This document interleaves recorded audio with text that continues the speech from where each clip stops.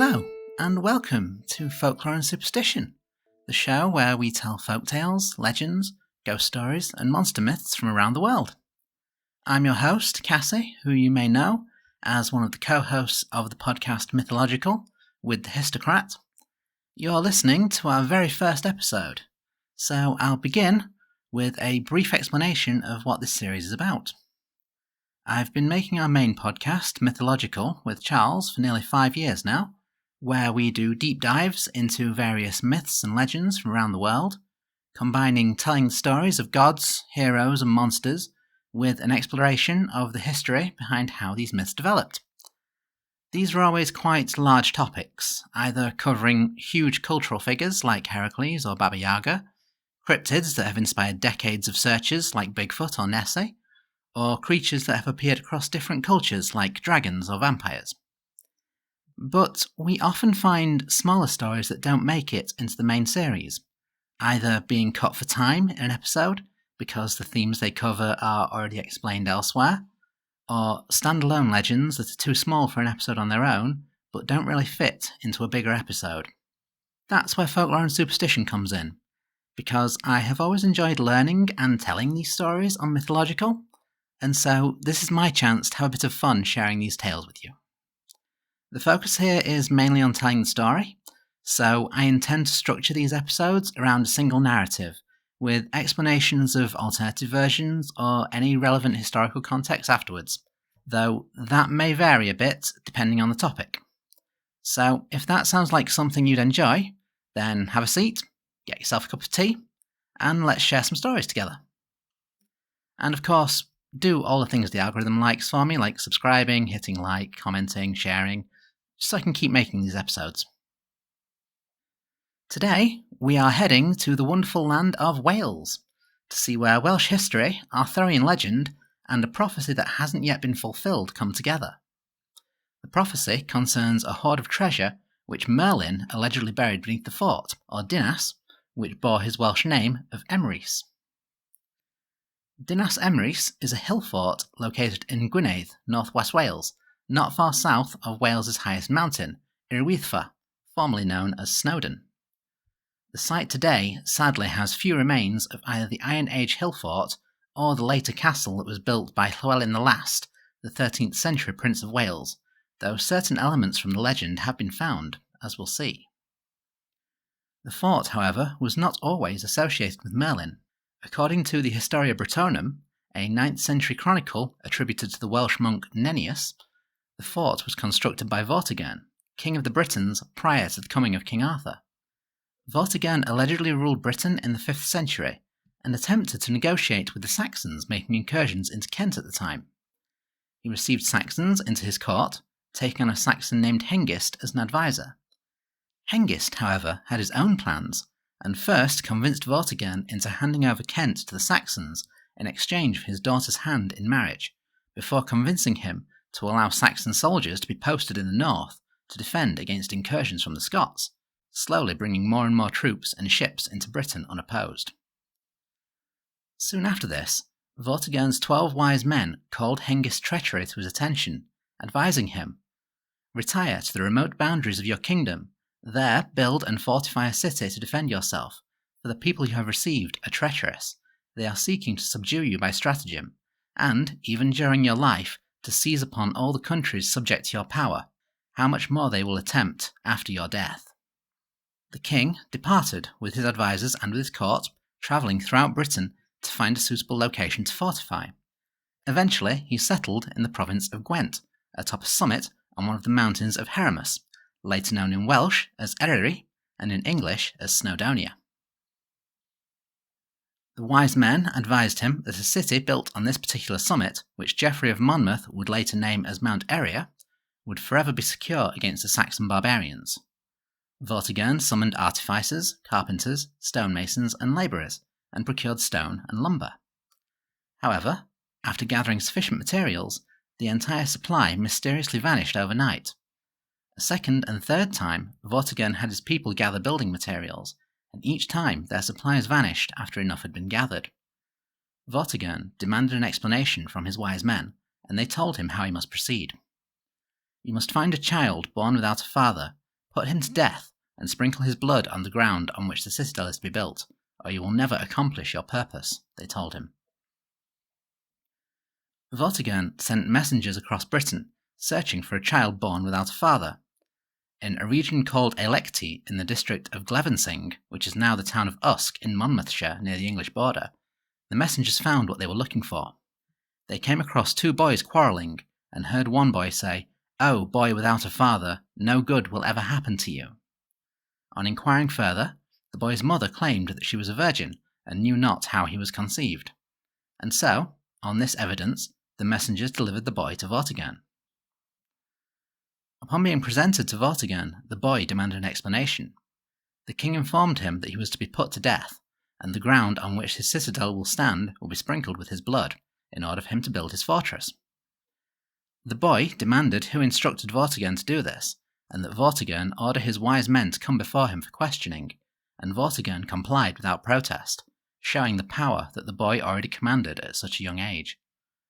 When the wise men were brought before him, the boy asked, "By what means was it revealed to you that this citadel could not be built unless the spot were previously sprinkled with my blood? Speak without disguise, and declare who discovered me to you." He promised the king that, after hearing the wise men's answers, he would explain the truth of the mountain on which they stood. The wise men declared themselves ignorant of anything beneath the mountain, and so the boy directed Vortigern's men to a site to dig, where they would find a pool. Having discovered the pool, he asked them what was within. Again, the wise men did not know, and so the boy went on to tell them what they would discover. Within the pool were placed 2 vases.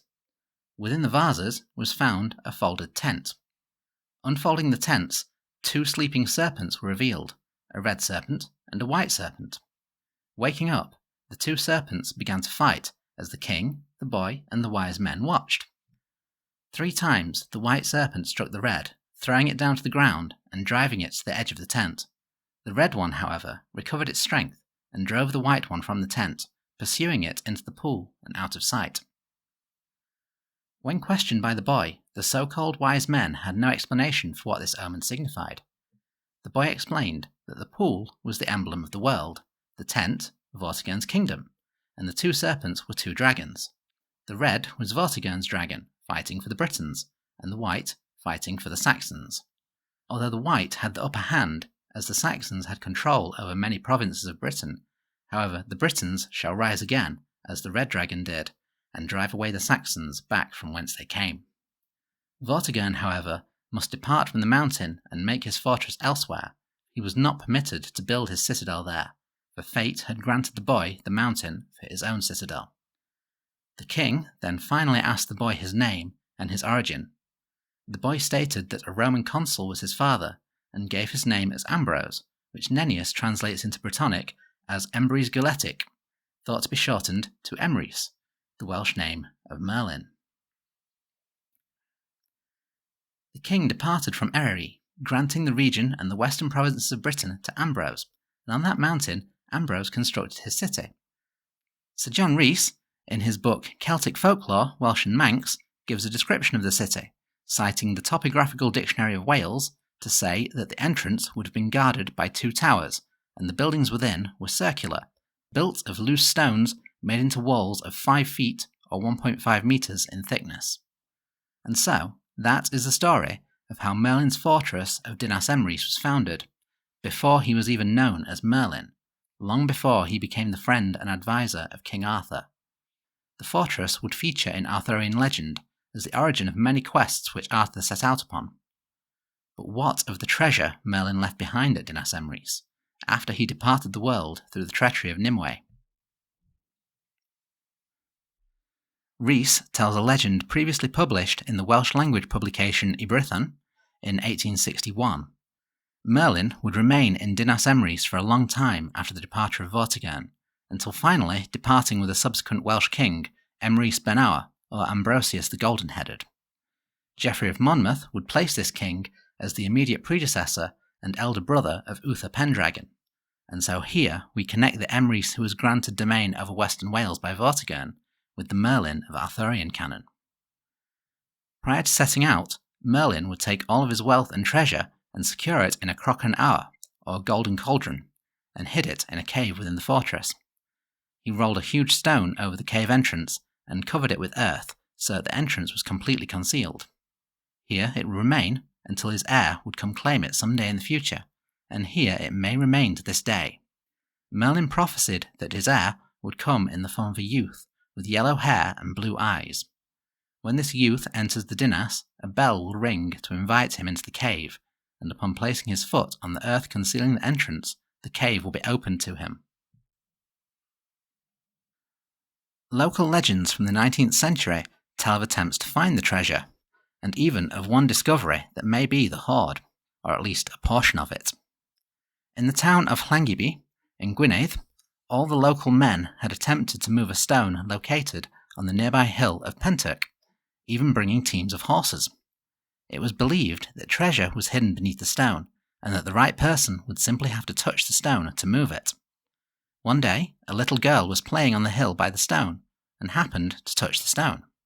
The stone suddenly moved aside, and she found a hoard of coins beneath, which lifted her family from poverty or debt. Another local legend claims that the cave is in a valley in Eryri by Llyn Ogwen, or Lake Ogwen, and that an unworthy person may find the treasure but be unable to claim it. A servant man found the mouth of the cave containing a hoard of brass or bronze vessels within. He attempted to take one of them, but it was far too heavy for him to lift. So he returned to his village with the intention of bringing help the following day. To ensure he could find the cave again, he whittled away chips of his walking stick in order to leave a trail to follow. However, when he and his friend returned to where his trail should begin the next day, the chips were gone, taken by the Tylwyth Teg or the fairies overnight. Whether either of these hoards were the treasure of Merlin, as the details don't entirely match, we can't really say. I can't really find evidence of how the stories evolved between the 9th and the 19th centuries to say whether they're connected or not. So maybe the treasure of Merlin is still buried in a cave in Eryri, and if any golden-haired young Welsh people are in the audience, listen out for the sound of a bell if you go hiking. There might be a fortune waiting for you. I hope you all enjoyed this little tale from Wales. If you did, like I said before, drop a like, hit subscribe, comment, etc.